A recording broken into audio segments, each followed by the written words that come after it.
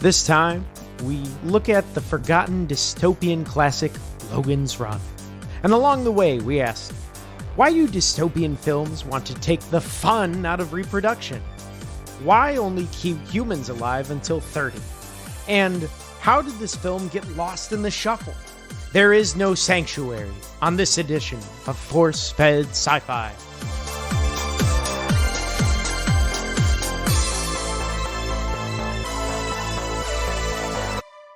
Hello, true believers. Welcome back to another great episode of Force-Fed Sci-Fi. I am the Sandman, Sean Michael Culp, and along with me, my friend and co-host. Well, you took what I was going to say, so now I am the runner, Chris Rupp. Hey, runner. I mean, you could always be Chris Rupp number 10 if you wanted or something.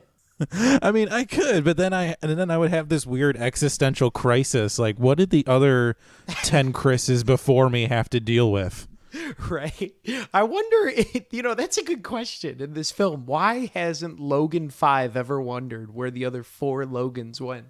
Yeah, part of the thing they talked about in this movie was the idea of reincarnation. And it's implied if you have that belief set that memories from your past life are carried over into your current life, but yet nobody talks about that in Logan's Run, which I found to be fascinating, that nobody really caught on to this idea. It's like, well, if we're reincarnated, are we really, though?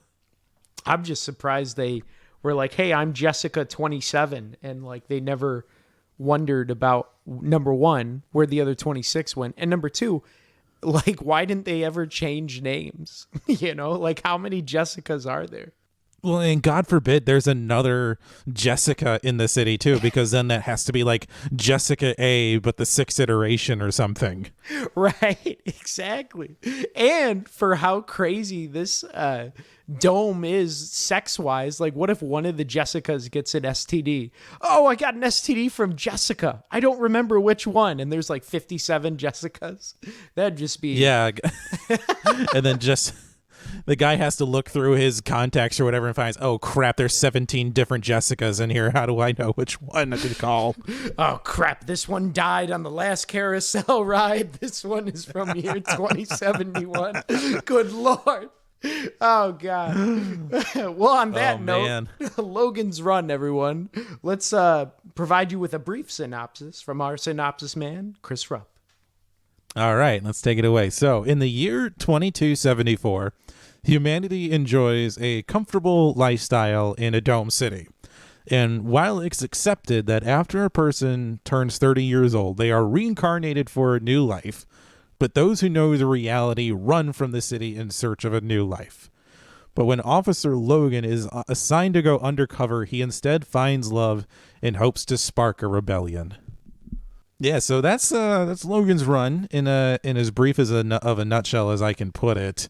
So yeah, it's nice to kind of return to this era of filmmaking in the mid early 70s here, because obviously we don't have the advantage of having computers here, and everything has to be done practically, or creative animations or creative costumes or creative filmmaking techniques just allow you to get away from having to rely on fancy special effects gimmicks.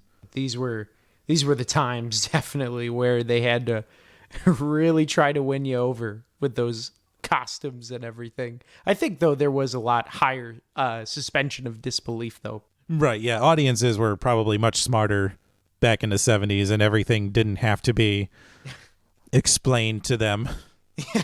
True.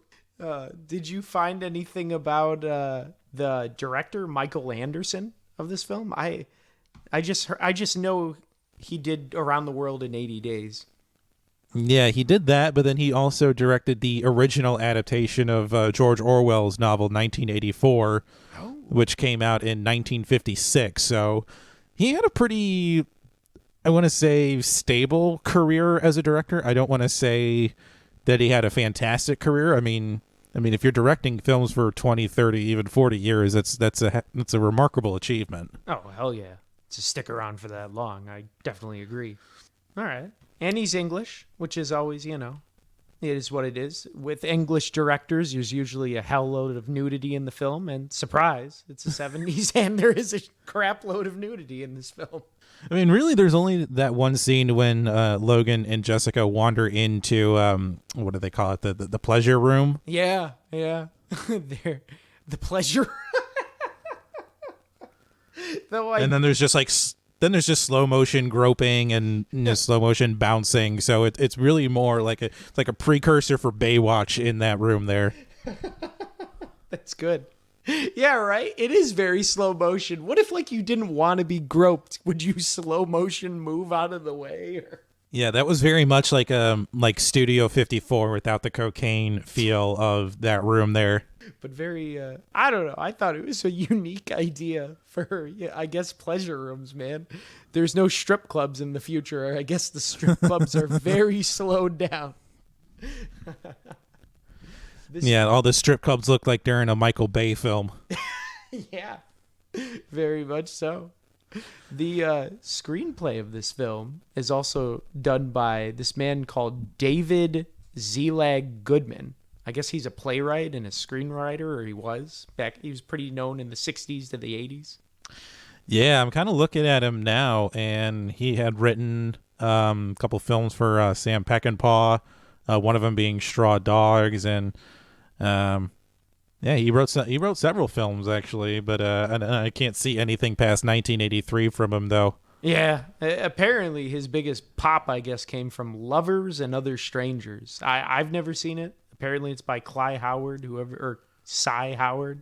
1970 American romantic comedy. So if you know anything about it, write in or, let us know. Maybe we'll watch it one day. Yeah, most of the time what producers will do is if they can't get any big name screenwriters, they'll get a prominent playwright because they're cheap and they want to break into films at some point. Amen to that. Because, our producer isn't really same guy. He's not really known for that much. Who's this guy? Saul David. I only see him. He did Fantastic Voyage. That's kind of the only film I know that I've seen off of his filmography. I mean, but for the time though, this film has a pretty decent budget. It was made, I've seen estimates between $7 and $8 million, and that kind of puts it, just for context, around $31-32 million in today's money. So it doesn't give you a ton of leeway. Especially with a cast, but it's really more focusing on the production design and the special effects side for this film. Definitely. It would be a solid indie film in modern times, or what our new age indie films would be called. Low budget. Right. I guess Logan's Run is actually a book. Or a novel. Did you read it? Yeah, I did not have time to read it before we're recording, but there are some pretty major differences between what is put down to paper and then what we see in this film adaptation. Mm-hmm. So the original novel was written by William F. Nolan and George Clayton Johnson, and really the only two elements that are retained from the novel is that everybody dies at a set age, and that Logan and his companion Jessica escape from this dome city while they're being chased by another Sandman, or the police officers of this era. Those are really the only two things that are that are kept. Oh yeah, because the age is 21 in the book. Right, and they raise it to 30, so the producers could cast a wider array of extras, because obviously you don't want a bunch of kids running around set, and there's a limited amount of time that those kids can actually work before they have to go off. So you can pretty much keep all the adults you want on set and torture them for as long as you want, as long as there's no children around. Right, you are. Those labor laws. And speaking of the actors hired, I know this film is headlined by Michael York. Do you know anything about him? Have you seen anything with him? The only thing that I know Michael York from is he was Basil in the Austin Powers films, but that's all I've got on Michael York. All right. Same. I've never. The only thing I have on him prior to Logan's Run is that he had a supporting role in the film Cabaret, but That's really kind of it. It is in terms of the book on Michael York. Yeah, this cast is pretty. It's a bunch of like really no-name people, particularly back in the day too. I mean, you have to have a pretty solid history of bit actors and actresses to really understand this cast. I mean, we've got Richard Jordan as Francis Seven. This was one of his early film roles, but he would also appear in Dune and The Hunt for Red October. Jenny Agutter plays Jessica Six, another early film role. This is going to be a trend that we're going to see with the cast here. She had appeared in An American Werewolf in London, which is a great horror/comedy film with amazing makeup effects in it. But she's also appeared in The Avengers and Captain America: The Winter Soldier. She was one of the council members that appear in the shadows as they're grilling Nick Fury on his choices throughout those films. Okay. I know Farrah Fawcett was in this film, a young Farrah Fawcett. Yeah, this is when she was still being billed as Farrah Fawcett Majors because she was on TV at this time. She was on two pretty big shows at the time. She was on The $6 Million Man and Charlie's Angels. And for both those shows, she was billed as Farrah Fawcett Majors because I think she was married to Lee Majors at the time. And that's why you have the name. And that's why she even receives prominent billing for Logan's Run, even though she plays a small role at the end of it. Yeah, she's not really in it too much. And then we got Rascal Lee Brown. I guess he's the only African American in the film, and he plays the voice of a robot. But apparently, as an actor, he that was like his thing. He didn't like playing stereotypical black roles.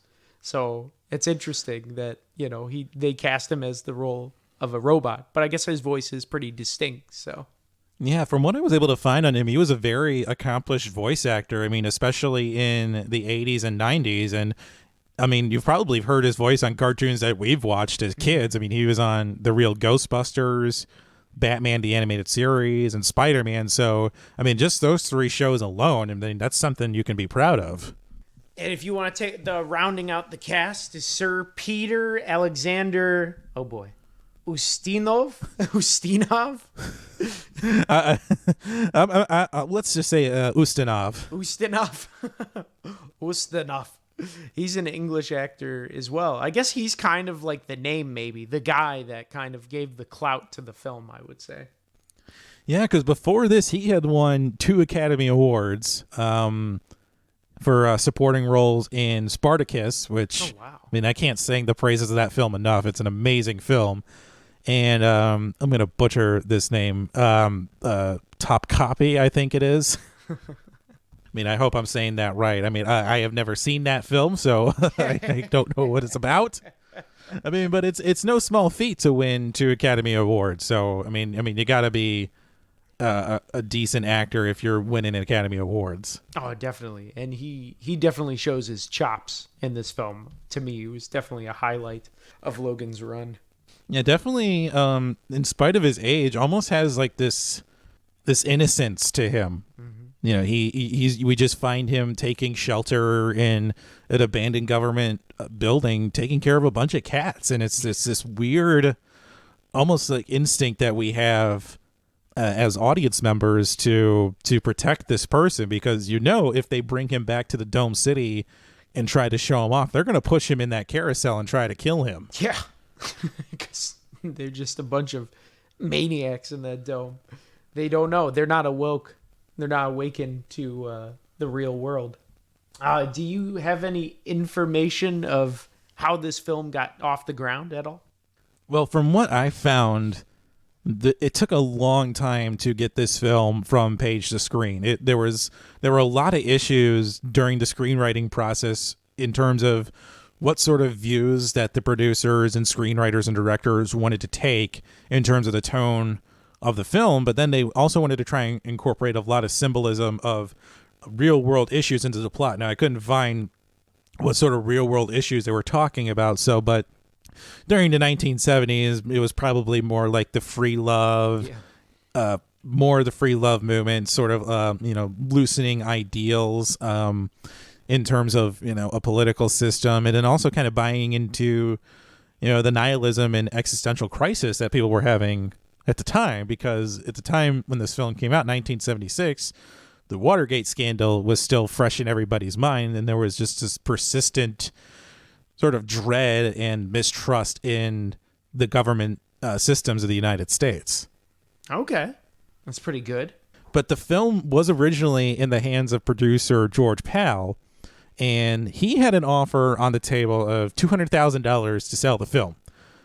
However, he wouldn't accept anything less than $350,000. So he gave up the rights to produce the film. And then this is where we get producer Saul David to step in, and he immediately authorized a rewrite. His number one priority was, no matter what he had to do, he was going to get this movie on screen. He raised the age from 21 to 30, as we've mentioned before, and hired some of the best special effects artists he could get to create the effects we see on screen. Absolutely. And I know with this film, they made use of wide-angle lenses, which at the time weren't that available, and it became the first film to use the Dolby Stereo 70 millimeter prints, which I don't know jack about cameras, but hey, if that means something to you, there's some some fun facts for you. Yeah, 70 millimeter just refers to how wide that the film strip is. So I mean, bigger film, you allow it to take in more of the scenery, and it's a bigger projector, and ultimately it's a bigger screen. So the film was designed to be shown in a way in the biggest possible format at the time. Now, obviously, they didn't have IMAX screens in the mid 70s, but you have the most advanced sound of the time. You also have the most advanced film format. So there's a lot of care and money that went into presenting the film in the biggest possible way. Mm-hmm. They invested a lot into this because they wanted it to be a big hit. Well, yeah, and you can definitely tell in terms of how great the special effects look for the time, and then also, I mean, just the design of everything. I mean, I read that 9 entire sound stages were used to build the sets and create the look of the film. And that miniature that we see in the city as the title cards kind of roll through, I read that was the largest of its kind at the time they built it. Yeah. And it's sleek, because when I was starting to get into the film, I personally enjoy, miniatures and all that. And so seeing it blew me away. Seeing how great they did of a job, even when they showed the scenes where they transitioned Logan going to the Cubs. I mean, with the little car going, I was pretty amazed at how great of a job they did, how much work and care they put into the sets. It definitely set the stage, I think, set the precedent for future films. Well, yeah, I mean, modern audiences are pretty able to tell, what's a miniature and what isn't, but it's definitely sort of this lost art of filmmaking that is definitely become de-emphasized in the age of new computer graphics and whatever computer mapping program is being made at the time. So, I mean, hopefully we can get a return to great looking miniatures at some point. Yeah, because only a few directors actually use them nowadays. Yeah, I know Christopher Nolan is one of them. He tries to use the miniatures if possible, but I know that the James Bond films especially use miniatures, and quite famously in a previous film we discussed here on the podcast, Moonraker, they built a giant space station miniature and then took 12-gauge shotguns to it to simulate it being destroyed. Which is still some of the best scenes, some of the best movies, like destruction of scenes and work that I've ever seen in my life. Which I will say though, Logan's Run, they destroy the hell out of some of these sets, and they do a miraculous job. Oh yeah, it's as we said, I don't think we can sing the praises of the special effects crew enough for the work they did in this film, because it's some of the most impressive I've seen for a film of this era. Oh, definitely. So how Do you want to talk any more about the differences from the books or the film, or do you want to like jump into this some of our highlights that we want to chat about? Let's get into the highlights of Logan's run here. All right. And I think it's important to discuss, leading off the sort of the deeper dive into the film, is how exactly did we get here? I mean, where the humanity, or what's left of it, is walled off in this giant dome city. We have this arbitrary rule that people can't live until they're past 30. They're given all sorts of whatever physical pleasures they could ever want. So how did we go? How does society get to this point? I mean, what went wrong to necessitate closing people off, and literally and in a physical sense as well? That's a good question.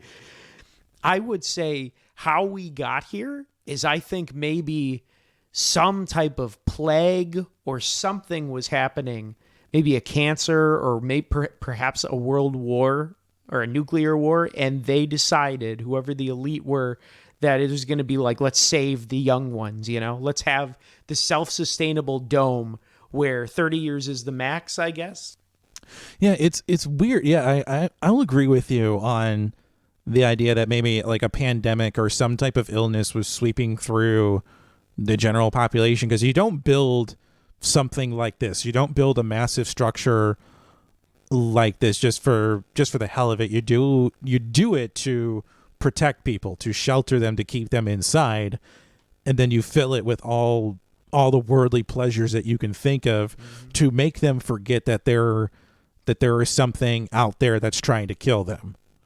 It's kind of like WALL-E in a sense, like you having the spaceship in the sky. But the curious part is, why only cut it off at 30? It doesn't really make sense to me, like, why 30? Does life end at 30? I'm wondering, because I'm about to turn 30 in May. So yeah, I mean, we're both on the cusp of, being 30 years old. I mean, my birthday's coming up a bit soon. Yours, you just said, is in a few months as well. And I don't know, it's difficult to sort of pinpoint the exact reason why this cutoff would be at 30. Maybe it's just that they don't want to care for an aging population, or maybe they don't have the ability or the tools available to sort of deal with any sort of not just physical medical problems, but in terms of like maybe mental problems. Maybe, I mean, because I'm 29 years old, and I find myself now in therapy, and a lot of people that I know that are my age or a bit older have sought out counseling around this age as well. So maybe this is also just a society that's not comfortable with sort of exploring what makes them tick, or exploring the complexities of anxiety or depression or any other sort of mental well-being issue. It is very possible. I think so, because most of these people, like you said, live carefree, and perhaps whoever decided to build the dome, maybe they figured, all right, we're going to go. So the best way we can set up a perfect, quote unquote, perfect best life for everyone to live in for future generations is to only allow them to live through the peak years. Ideally, peak, quote unquote, is, birth through 30, because that's when you're at your physical best. And then anything after that, I guess whoever made this decided, let's just kill them all off, and use their body to help turn into fuel so we keep this baby regenerating. Yeah, live free, do whatever you want until you're 30, and then it's your civic duty to go into the carousel and have this elaborate light show. Right. You literally go out in flames and explosions like a firework. I mean, it's not a bad idea, because you basically just get to live in excess, and you never have to live with any of the tragedies that you put on your body. You can live your 20s, have as much sex as you want, eat as much as you want, do as many drugs as you want, and you're going to die at 30, so screw it. I mean, it is a very live in the moment society. Yeah, you never have to think about anything. You don't have to deal with the consequences of anything. And even, I mean, we see even like a precursor to Tinder with people going in and out of the network just for the purposes of sex. And I mean, I don't know about you, but I started laughing as soon as Logan brings Jessica in his apartment and he tries to take her away. He goes, "Let's have sex now." I know. But low key, though, it shows how woke this future is, because when she said no to him and rebuffed him, he said, "Oh, do you prefer women?" So I was kind of blown away by, oh my gosh, this future doesn't care about if you're a homosexual or etc. They accept whatever your preferences are. It could be this society is that woke, or it could just be how fragile Logan's ego is. Like, oh, you don't want to sleep with me, therefore you must be a lesbian. Yeah, right. That is another. I did think that same thing too. And he was pretty aggressive with, "Oh, let's have sex." He kept trying to coerce her. I was thinking to myself, "Oh God, is this going to turn into one of those films?" Yeah, then immediately after Jessica leaves, I mean, she's clearly in distress because one of her friends was killed in Carousel. And then Francis, which they have this weird sort of a bromance in the film, he brings home two women, and then Logan, I don't know, pops like a bath bomb in the living room and then takes one of the women away. Maybe there was drugs or something. I figured it was drugs. I mean, it could be that, but there's no other mention of drug use, in the film. There's no sort of fictional drug that keeps everybody happy. Like we saw, I don't know if you've ever read Brave New World, but there is a drug that circulated amongst that population. It's called Soma, but there's nothing like that that's mentioned here, at least from what I saw in Logan's Run. Maybe it's just whenever they have sexy time, they just do it with paints and fun smoke. As we noticed with the groping center, it was really artistic in there as well. So maybe that's just the future, maybe super psychedelic. Yeah, I mean, but it's hard to exactly describe this society as a hedonistic society, because it certainly is that, but I would also describe it more as an equitable society, because there is no mention of income disparity. Everybody seems to live lavishly. They don't have a care in the world. Really, the only sort of dissent that we get from the population are the people who run, and then this subsection that lives in the city that they have their own walled off sort of anarchist zone that's run. They call them the Cubs. And those are kids that before they reach age 16, because I guess at age 16, your hand turns green and then you're shuffled into the next chapter where you're in like the main dome. You can start interacting with the adults. Yeah, and I think that interaction that Logan has with, I guess, maybe the Cub leader was great, because even though they want to build themselves as, we're tough kids and, we'll stab you and blah, blah, blah. I mean, they're still children. Yes. Yep. And the kid was I love that scene because it shows just how it reminded me of being that young, like 15, 14, and you think you're so bad. And I cut that Sandman up yesterday, and Logan calls his bluff. He fires the weapon and all the kids scatter because they don't want to defend this kid that's about to turn 16 and get a bail on him. So, I mean, that was just such a great scene showing the naivety of kids. In addition to that, I think it also kind of explores just how fragile the society really is. I mean, if you think about it, the age cutoff is 30 years old. And you have to think that this city, this population, is run by people that are under 30 years old. People whose brains are not yet fully developed and all their idiosyncrasies or their personality fully formed. These are the kind of people that are making the decisions. Yep. And that's more terrifying than anything else I saw in this movie. I mean, then we have now come to our answer, Chris, of why you only live to 30, because it's a bunch of young people that want to live forever, or that don't care about dying because they don't think of dying. So they just want to live in the now. And you can find some parallels to our modern society when viewing Logan's Run, because our culture is very geared towards young people, whether it's fashion, movies.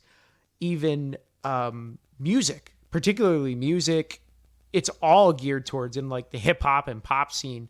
Most kids are on TikTok, or they want to hear what's in and what's cooking now. And if older people like you and myself, quote unquote older, we listen to like songs from the 2000s, you know, the 2000s, and people are like, "Oh man, that's such an older song." I'm like, "What? I listened to that crap 10 years ago."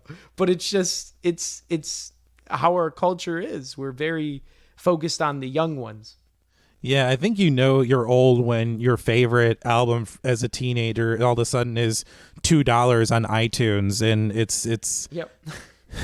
No, you're absolutely right. It's also this over reliance that our society has on technology in general, because we're in the advent of everything, every device that we have being smart in some way. You have smart watches, smartphones, you have smart homes. I mean, eventually we're on the path towards getting smart cars. Even the places we go to shop. I mean, we're having the advent of smart shopping. Amazon is now opening like pretty much it's contactless shopping in their new grocery stores. It's this weird over reliance that we have on it right now. I mean, is technology an aid and is it helpful? Yes, in certain situations, but eventually we have to learn to scale back our reliance on it, because it can be used for nefarious purposes, and we're seeing that all the time, especially in this ongoing pandemic of technological scams and just scams overall, just on the rise at this time. Absolutely. Technology is a great tool to utilize, but it shouldn't be a crutch, something that you need. Because if you don't know how to do certain things, such as preparing meals, changing a tire, balancing your checkbook, various ways to take care of yourself and live life, how are you ever going to, Right. And as we move on into the future as well, and one of the additional parallels that's easy to draw is healthcare for an aging population, and how do we care for this generation that's just going to get older, and the resources that we are willing to devote to making sure that people are able to continue living long and living healthy. And I do think that's a good question you pose with healthcare. Technology does provide us the access so we can live longer. But the problem is, with a culture so focused on young people, as older people, you kind of are pushed to the side. And if you're not young, we really don't care. That's why, as particularly if you're like in your 70s, 80s, and 90s, you're kind of just thrust. All right, let's put grandpa in the retirement home, And there's like a lot of old people that are just so lonely as you get older. So it's like, yeah, I get to live longer, but I'm going to be alone. So is that really something to applaud or, look forward to? Right. And the current systems that we as a society have in place right now are eventually going to fail. I mean, Medicaid and Medicare are going to run out of money at some point. The baby boomers are just going to get older, and they're going to require more care, more resources, more time to make sure that they stay healthy. And it's just a general state in our society as well. It's certainly an advancement in medical science that people are able to live longer and healthier. But then we're also regressing a bit as well, because we don't place an emphasis on wellness until it's absolutely necessary, which is it's just an unfortunate aspect of we want people to be healthy. And I think we were talking about this a couple of days ago, and the movie in itself is almost, it makes an indictment on our healthcare system, is that we want people to be healthy and we want them to have insurance, but please, for the love of God, do not cost us any sort of money. Yeah, you get it, but don't use it, because God forbid you need to actually utilize it. It's a scam. In one of the big parallels that I was able to draw to it in Logan's Run is this idea of of policing, because Logan's profession in this film is they don't call him a police officer, they call him a sandman, and their job is to, they call it retiring runners, or people who want to avoid the carousel ceremony, and they don't even know why they're doing it. I think Francis and Logan ask each other, like, why do we chase them down? Like, what's the point of it? Why can't we just let them go? And then Logan is sent on this bogus mission to find sanctuary, and then in the course of his mission, he finds out sanctuary isn't real.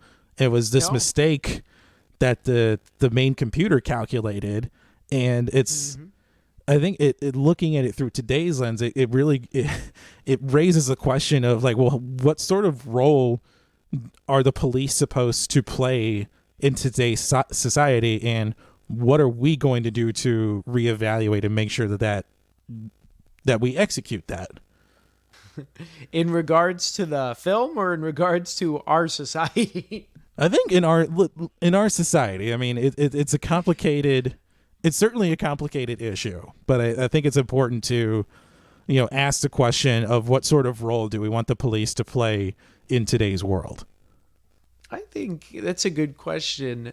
In our society, I'm seeing a shift. In one of my social work classes, there's an alderman, and they actually pushed legislation on the South Side to have police officers not show up to mental health calls. And it actually got approved in their town. I can't remember the frickin' town. But actually, instead of police officers, they send social workers to respond to a lot of mental illness, because a lot of calls with the police can be, potentially, in theory, is what they're theorizing, that some of the violence can be mitigated if we send social workers instead of cops, or if social workers come along, because they've tried teaching the police how to de-escalate situations, but due to the negative stigmas that police have in our society, particularly in low-income minority populations, it just never works, because most people that have run-ins with the police, they just don't react. It's really hard to de-escalate a situation when you get pulled over and you see the flashing freaking lights and the gun. So I think hopefully that will take more prominence, where if we could reshape cops so that it's not so authoritarian and more of like a compassionate element. Yeah, and I 100% agree with that. I think actually San Francisco is rolling out that program in one of their 5 wards, and they plan to roll it out in the other parts of the city within the next year. But I think I forget the exact statistic, but I think if you are having a mental health crisis and the police are called, I think you're something like 70% more likely to be shot in that situation if the police are called. And it's without a doubt. Yeah, and I 100% agree with that. That it's. I mean, is one solution going to fix everything? No, it's certainly a big problem that requires a lot of different solutions, and it's something that's kind of outside of the scope of today's episode. But it's important to have. It's important to have those conversations at a community level, and certainly at an administrative level and a legislative level to make sure that reevaluating the role of police officers in a community is a vital thing. I mean, do police officers have a dangerous job? They absolutely do. Nobody's saying they don't. They have one of the toughest jobs there is, but it's important to discuss as a society, like, how can we make their burden a bit less, I guess is the word. Yeah. Because they suffer, too, from stress and PTSD.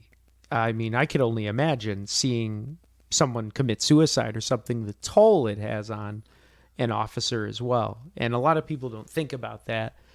And I definitely agree with you. You should never reach a point where you think something can't be fine-tuned, That's the perks of always having programs, is always fine-tuning and changing the process and tweaking it. And with police, I definitely agree with you. I think we haven't reevaluated their powers for so long, and thankfully now it's coming to light. and hopefully we can make some progress in the next couple of years.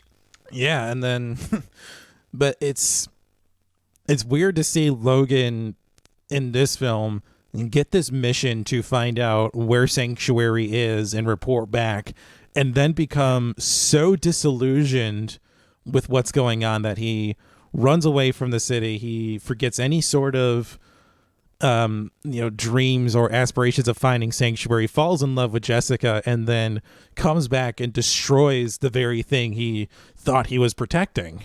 Right. I viewed it as kind of the allegory of the cave, with Plato. And that's pretty much, I felt that this film kind of was that example of that. Most of the people living in it, they were just seeing, if you know the allegory of the cave, they were just seeing the sticks, the shadows. Hey, we live 30 years, get to have fun, blah, blah, blah. But if you actually escape the dome, you can see the world for what it truly is, and you can live long, you can get an education, you can grow and change so much as a human. And him and Jessica, Logan and Jessica meeting the old man, escaping, going through all the challenges, and finally seeing like the Constitution and Washington and Lincoln, and having all those great comments about Lincoln. Look at his face. He's so old, and all that. There was that man who never told a lie. That was so, to me, great to see, because it satisfied that. It was enlightening. He was enlightened. He escaped the cave, and then he came back to enlighten the other people, and in turn destroyed the dome, and so everyone could escape and be free. Yeah, very 70s-esque, man. 100% agree. And I thought that this whole idea of Sanctuary was some sort of conspiracy that was constructed by the city leaders to sort of root out any dissidents and get them out of the way or have them killed.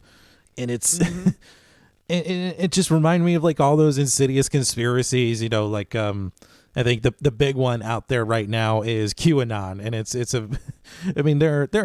there's fun conspiracies, there's harmless ones like, oh, we didn't really, land on the moon, or the Loch Ness Monster, or things like that. And then we get to the sort of destructive ones like the Satanic Panic and QAnon and Pizzagate and things like that. And this idea of Sanctuary just reeked of that, this theory or this movement that just is designed to tear people apart and make sure that people stay compliant in some weird, insidious way.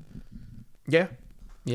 I definitely agree. And that was the point in this film. It ties definitely into that Sanctuary is just, it's the computer wanted to eliminate Sanctuary because it didn't want anyone else to run or think the idea to run. And that's why it was so great when the computer exploded, because it couldn't compute the fact that it was wrong, that Sanctuary didn't exist. Yeah, it was, it's like, what do you mean? Like, I'm never wrong. Like, yeah, you're wrong here. It literally blew its mind. Well, part of that conspiracy, if it was one, was that these people try to leave the city, but then they encounter Box, this horrible, killer robot that takes people and freezes them because it ran out of a food source. So that was I was kind of confused with the film. That was where I hit a little, wait, what? Because Box, I wasn't certain if the computer knew of Box, because Box seems like it's fail-safe, right? Like anyone that is going to escape and they make it through all the, the tunnels and everything, Box is there. He's the last resort to stop runners. So I was kind of confused when the computer didn't know, of Box and all that. It could be that Box was one of those old, like a non-automated process from the computer, and that when the city became fully automated, then they kind of forgot about it. It's like, wait, we have this sort of janitorial robot out there, and now it's just killing people and freezing them. That freezes everything.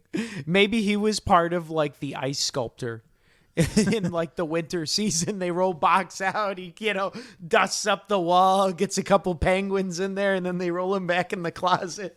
I mean, I got to admit though that sequence really freaked me out when You see Box just coldly explaining that he froze all these people because he couldn't find any sources of protein. And then we see this macabre museum exhibit of all the people that he's killed. Yeah. And even like penguins. I don't know if you saw that, like the walrus that he froze, all the birds and everything.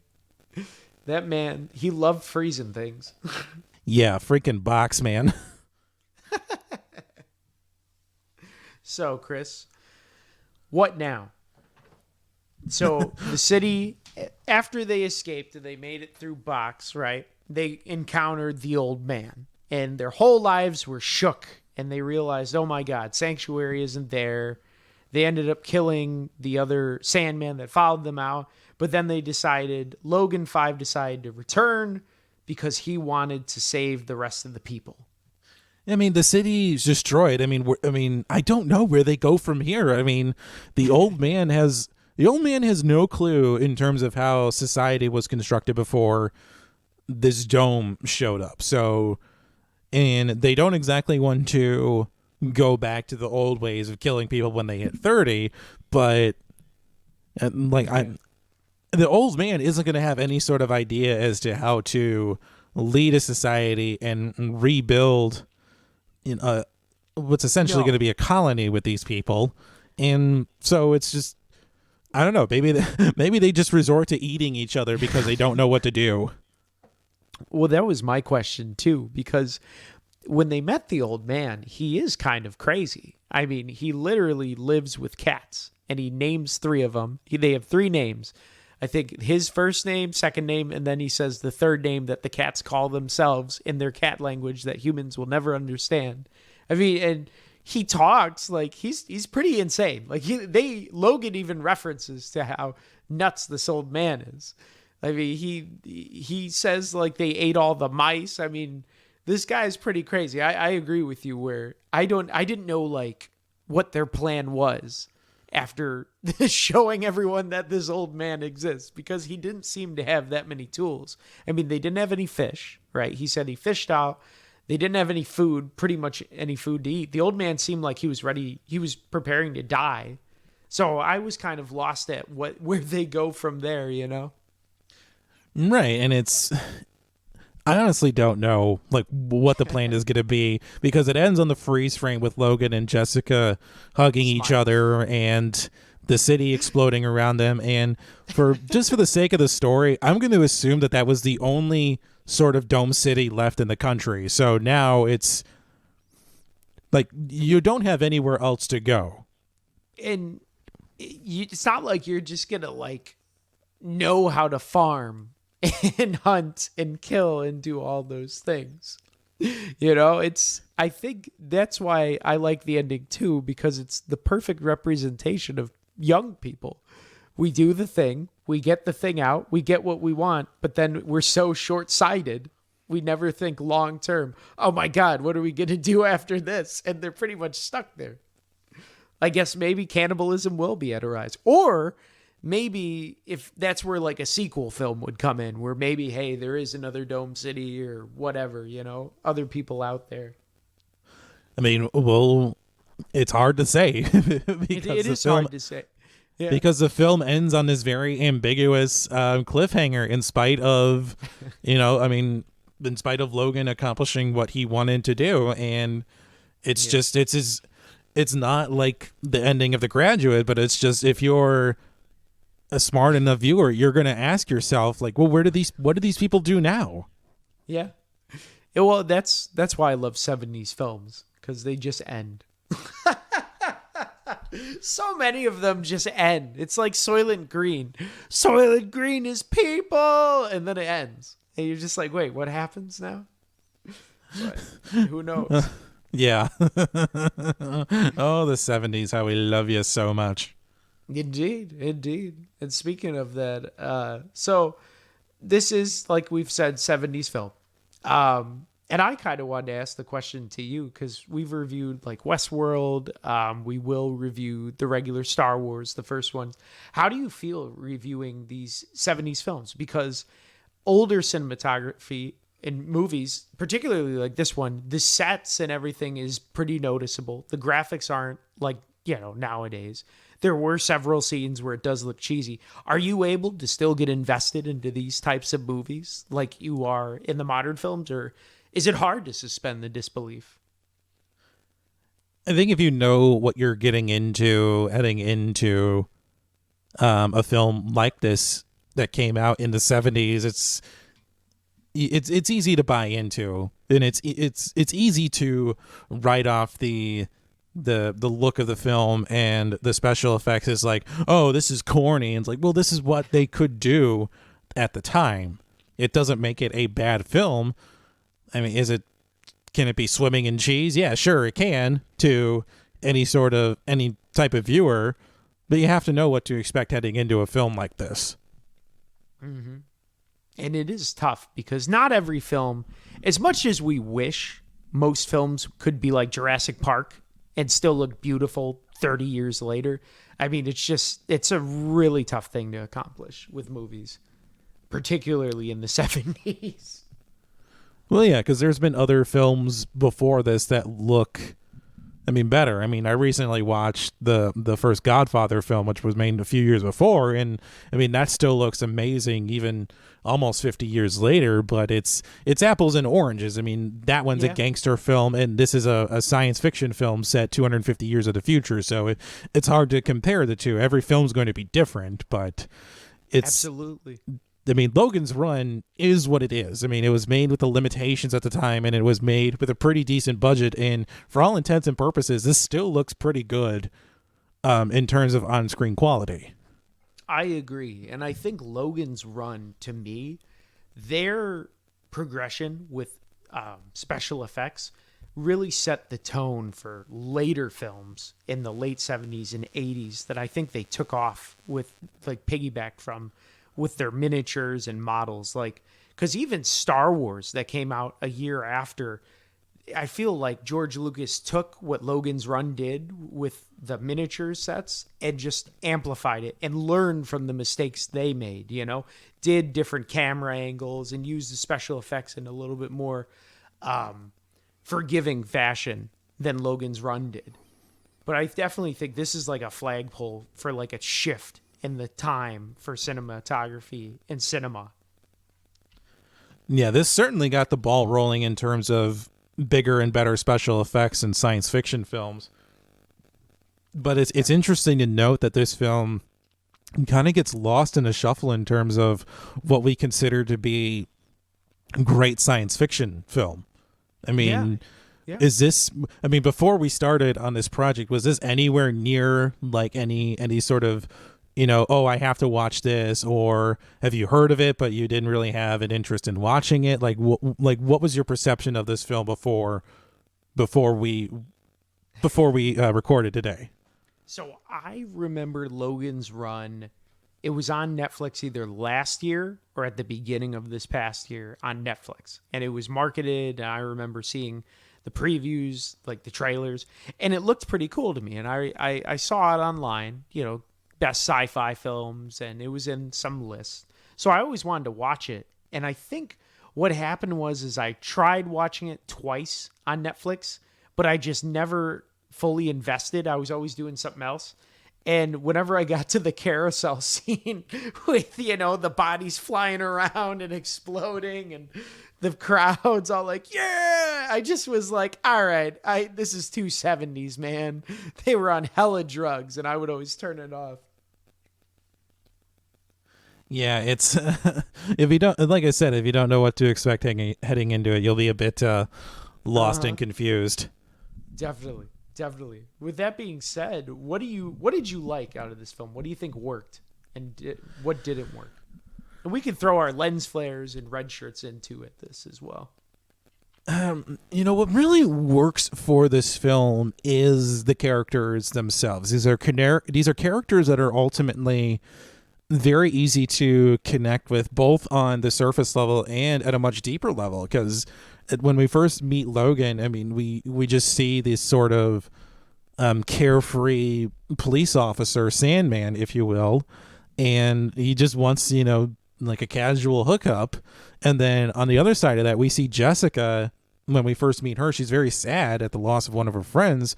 But then we also see that she is a determined individual, and she's not written in a way that makes her a damsel in distress. She's a very integral part of Logan's journey to escape from the city, and ultimately they fall in love with each other. That's a far cry from their first interaction, but these are very good characters that help to drive the story forward. Mm-hmm. That's good. That's good. I'll definitely agree with you there. I think Jessica, she was written very well, which is kind of, I wouldn't say, it is surprising, with 70s films. I guess we're kind of lost.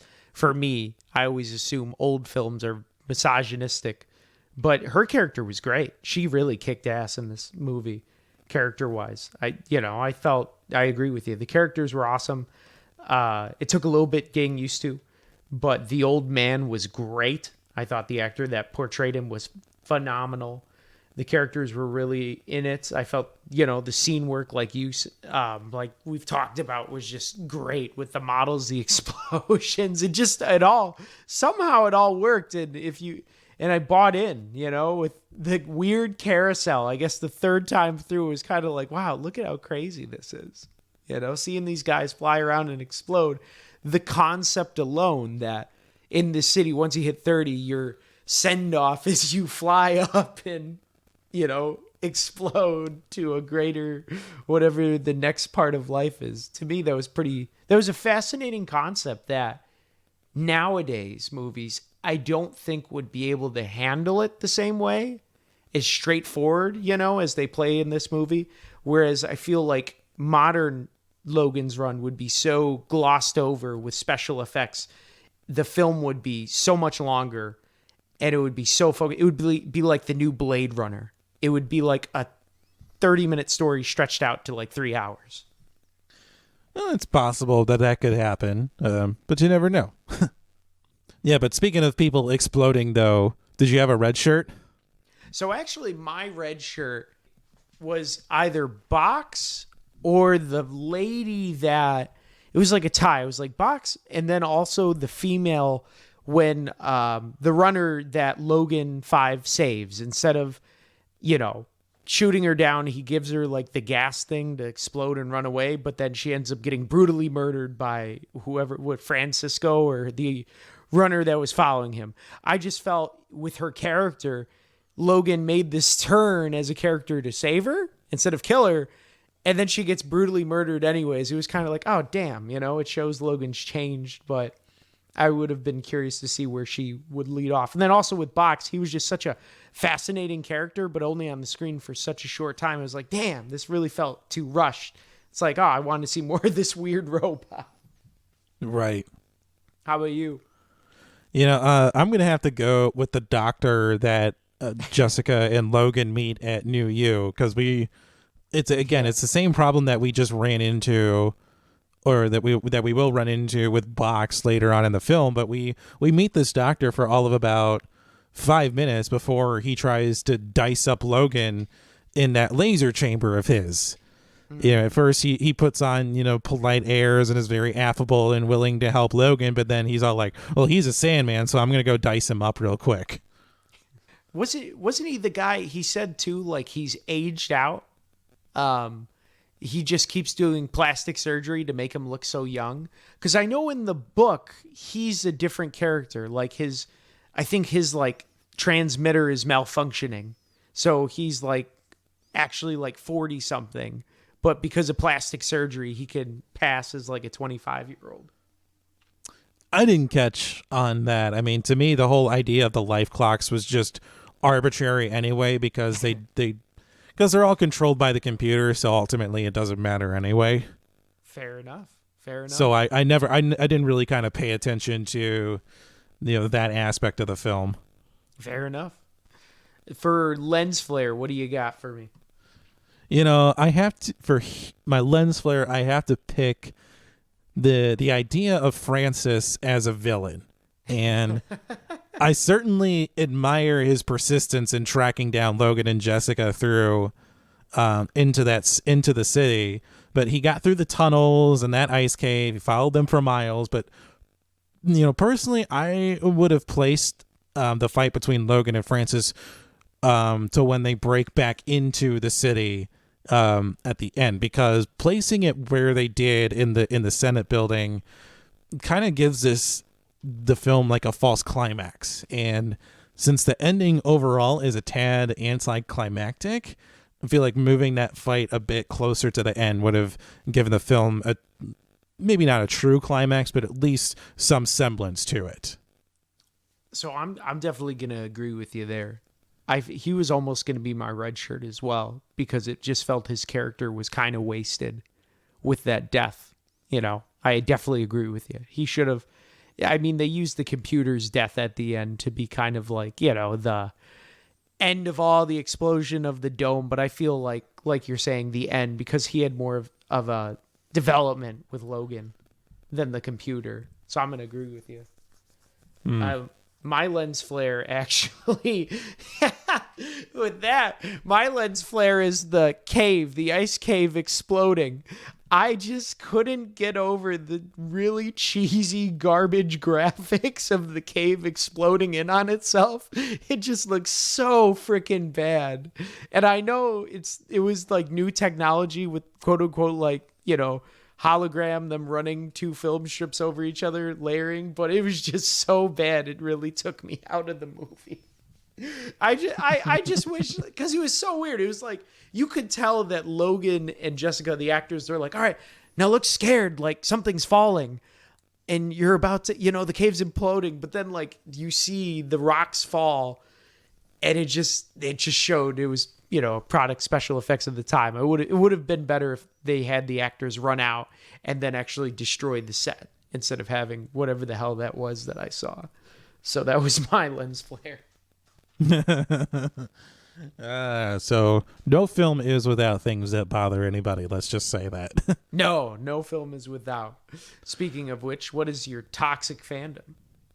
Oh man, this one. I mean, there were a few things to pick from, but this one kind of bothered me a bit because it's at the very beginning of the film. So, courtesy of IMDb, in the opening scene, Logan is looking at two newborns. Both are lying face down.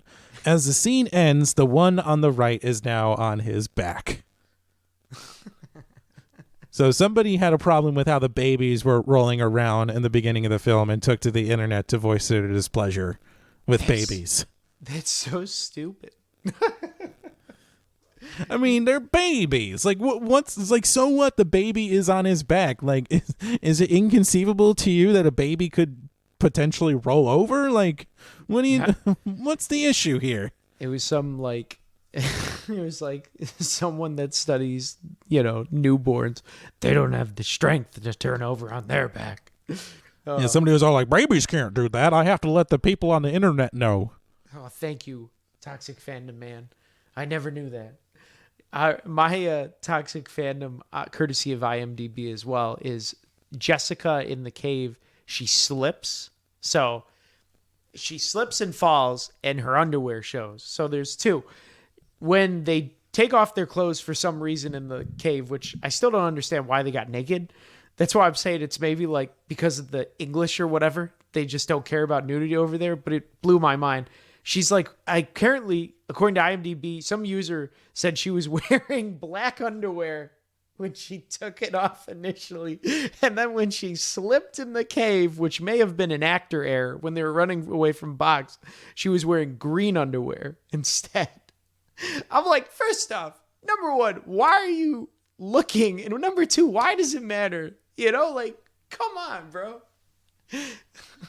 Some pervert. Oh, that's like what? Why does the underwear bother people so much?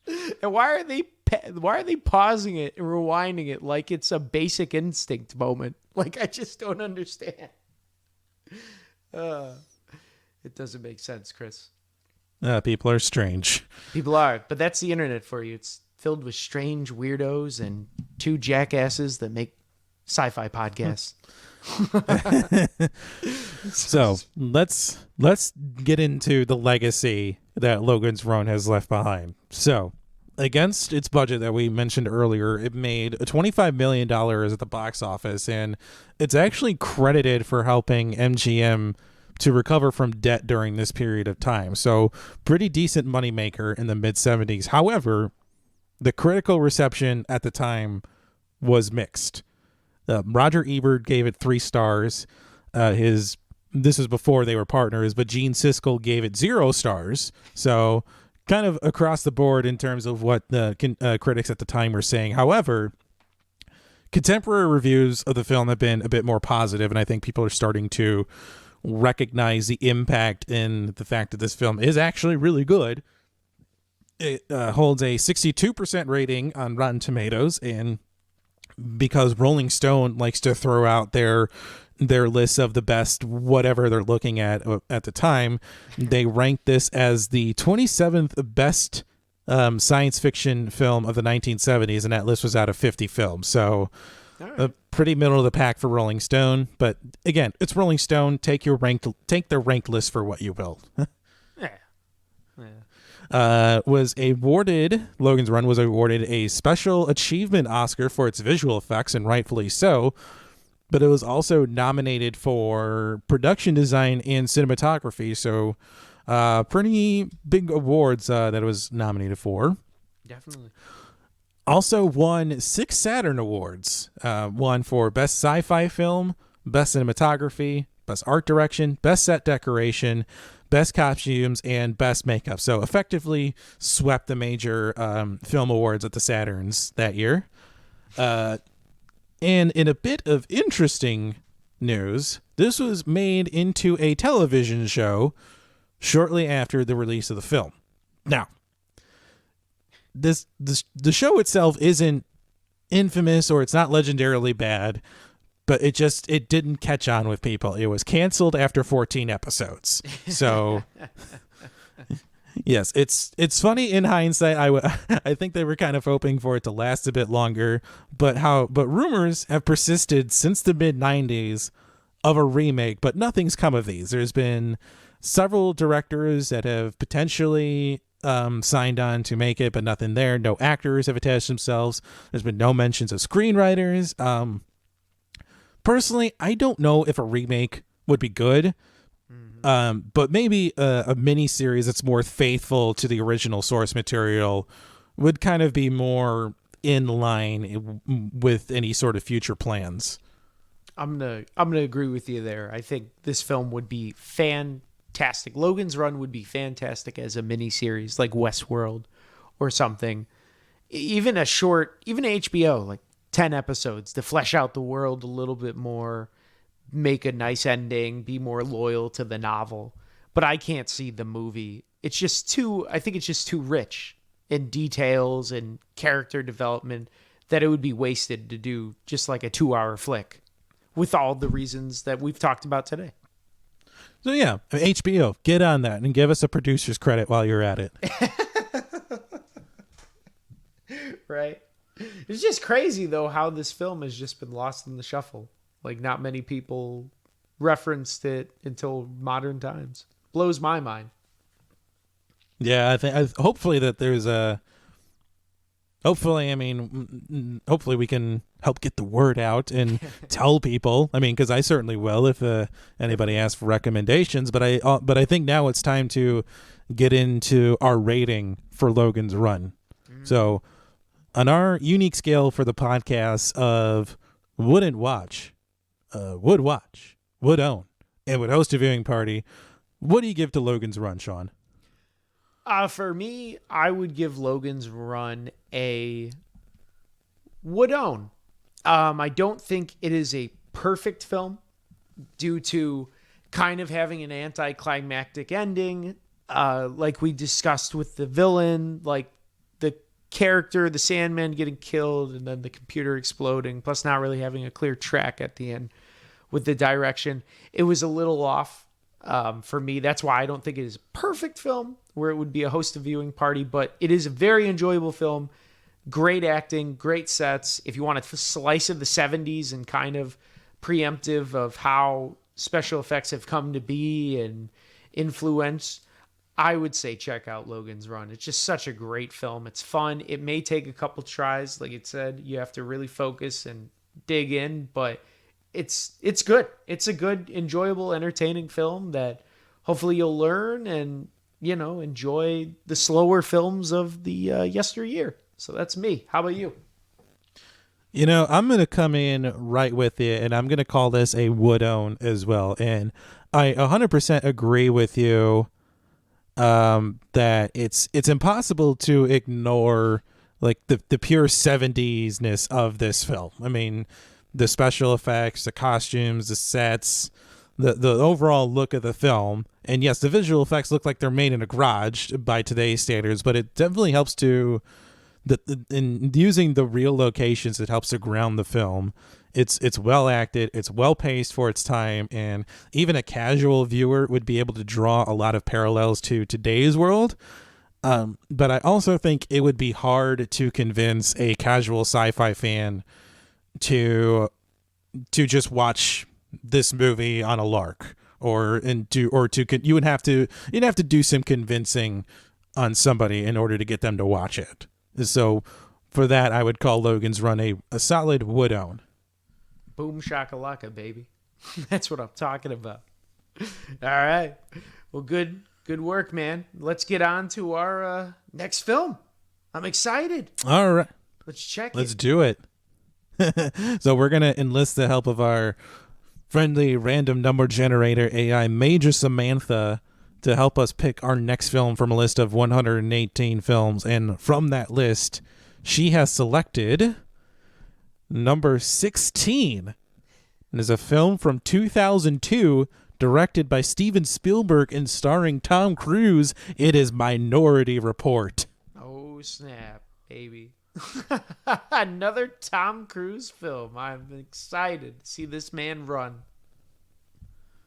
All right. Yeah, we're going to get a lot of Tom Cruise running in Minority Report. So please watch and enjoy with us. And if you enjoyed today's episode, please head on over to Apple Podcasts and leave us a 5-star review. It really helps to drive us up the charts as well as help people like you find the show. We are across the spectrum of social media with Facebook, Twitter, and Instagram, all at ForceFed Sci-Fi. You can check out and download episodes from Apple Podcasts, Google Podcasts, Spotify, the iHeartRadio app, or wherever you find podcasts, and go ahead and hit that subscribe button so you never miss an episode. Finally, you can check out our website, forcefedsci-fi.com, for show notes and links to all of our social media. So for all of us at the ForceFed Sci-Fi team, we will see you next time.